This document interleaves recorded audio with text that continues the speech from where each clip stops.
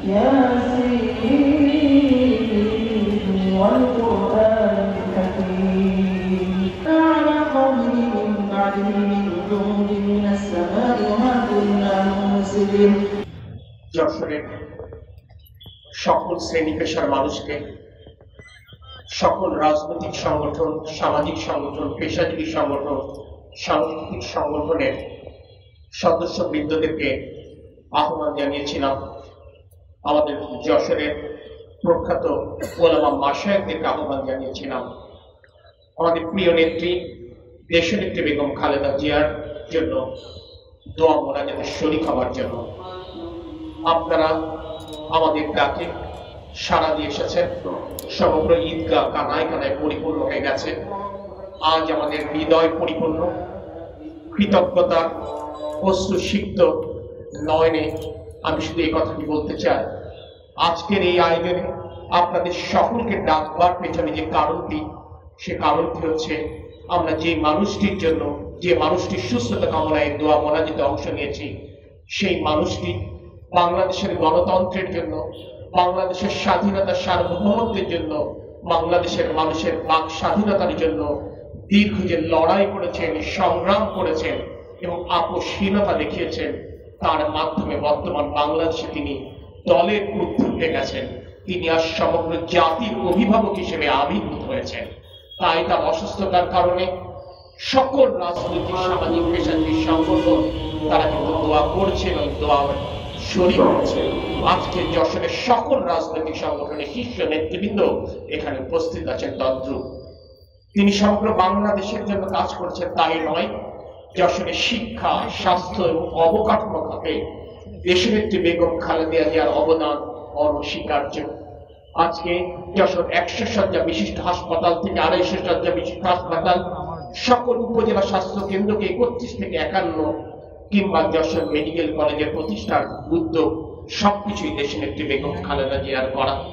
আজকে শিক্ষা ক্ষেত্রে যশোর বিজ্ঞান প্রযুক্তি বিশ্ববিদ্যালয়, যশোর MM কলেজে 22টি বিষয়ে অনার্স কোর্স চালু, সিটি কলেজে 8টি বিষয়ে অনার্স কোর্স চালু, অনুরূপভাবে যশোর সরকারি মহিলা কলেজে অনার্স কোর্স চালু, উপশহর মহিলা college, degree college, Jessore college সহ যশোরের এমন কোনো প্রতিষ্ঠান নেই যে প্রতিষ্ঠান তৈরির পেছনে দেশনেত্রী বেগম খালেদা জিয়ার হাতের ছোঁয়াটা নেই। আমার প্রয়াত পিতা তরিকুল ইসলামের স্বপ্ন ছিল যশোরের এমন কোনো গ্রাম থাকবে না যেই গ্রামে বিদ্যুৎ পৌঁছাবে না। 2001 সালের এই স্বপ্নটি অনেক আকাশ কুসুম স্বপ্ন ছিল, কিন্তু তরিকুল ইসলামের যশোরকে নিয়ে এই স্বপ্ন বাস্তব রূপে পুনরালাপ করেছিল শুধুমাত্র দেশনেত্রী বেগম খালেদা জিয়ার আনুকূল্য পৃষ্ঠপোষকতার কারণে। আজকে আমাদের বাচ্চারা গ্রামে গঞ্জে তারা বিদ্যুতের আলোয় পড়ালেখা করে। আজকে যশোর থেকে ঝিনাইদহ, যশোর থেকে খুলনা, যশোর থেকে নড়াইল, যশোর থেকে কুষ্টিয়া, যশোর থেকে সাতক্ষীরা, এই সড়ক, এই প্রজন্মের আমার ছোট ভাইরা, সন্তানেরা বুঝবে না সড়কের অবস্থা 91 সালের আগে কেমন ছিল। এই সকল সড়ক তৈরির পেছনে ওই মহিষী নারীর অবদান রয়ে গেছে।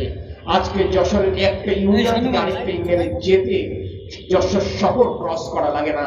আন্তঃইউনিয়ন সংযোগ সড়ক তৈরির পেছনেও দেশনেত্রী বেগম খালেদা জিয়ার খুবই অনস্বীকার্য। তাই আমি মনে করি যশোরের বাসী তার কৃতজ্ঞতার জায়গা থেকে দেশনেত্রী বেগম খালেদা জিয়ার জন্য দোয়া করবে এবং দোয়া করছে, এবং আপনারা আমাদের আহ্বানে সাড়া দিয়ে আমাদের সেই বিশ্বাসটাকে আবার নতুন করে দৃঢ় করেছেন। প্রিয় সহকর্মীবৃন্দ, প্রিয় যশোরবাসী, আমরা আপনাদেরকে ডেকেছি শুধু এই কারণে, যেটি এখানে প্রখ্যাত আলেম মাওলানা আব্দুল মান্নান সাহেব, আমরা জানি আমরা গুনাহগার বান্দা, নিশ্চয়ই এই বিশাল জমায়েতে নিশ্চয়ই কোন পবিত্র ব্যক্তি উপস্থিত, নিশ্চয়ই যার মোনাজাত আল্লাহ পাক কোনদিন ফেলেননি। সেই ব্যক্তির মোনাজাতের উসিলায় হয়তো আল্লাহ পাক আমাদের নেত্রী, আমাদের মায়ের মতো নেত্রী দেশনেত্রী বেগম খালেদা জিয়াকে মাফ করবেন। কারণ জনগণের দোয়ার শক্তি কত তীব্র হতে পারে, কত জোরালো হতে পারে, তার প্রমাণ আমরা প্রত্যক্ষ করেছি। তিনবার এর থেকে সংকটাপূর্ণ শারীরিক অবস্থা থেকে দেশনেত্রী শুধুমাত্র বাংলাদেশের জনগণের দোয়ার বরকতে সুস্থ শরীরে জনগণের কাতারে ফেরত এসেছে। আমি বিশ্বাস করি সারা বাংলাদেশ যখন প্রার্থনারত, ইনশাআল্লাহ মহান আল্লাহ রাব্বুল আলামিন আবারও আমাদের নেত্রীকে, জনগণের কাতারে সুস্থ শরীর ফেরত দেবেন। আপনারা এই আয়োজনে শরীক হয়েছেন, আপনারা আপনাদের মূল্যবান সময় ব্যয় করে উপস্থিত হয়েছেন, আমাদেরকে ধন্য করেছেন, আমাদের এই আয়োজনকে সুন্দর এবং সার্থক করেছেন। সেই কারণে যশোর জেলা বিএনপির পক্ষ থেকে আবারও আপনাদের প্রতি গভীর কৃতজ্ঞতা প্রকাশ করে, বিশেষ করে প্রখ্যাত ওলামা মাশায়েখরা আজকে এই মঞ্চে এসে আমাদেরকে ধন্য করেছেন, তাদের প্রতি কৃতজ্ঞতা প্রকাশ করে আমি আমার কথা শেষ করছি। পরিশেষে সকলের সুস্থতা এবং দীর্ঘায়ু কামনা করছি। মহান আল্লাহ পাক আমাদের সকলের সহায় হন। আল্লাহ হাফেজ।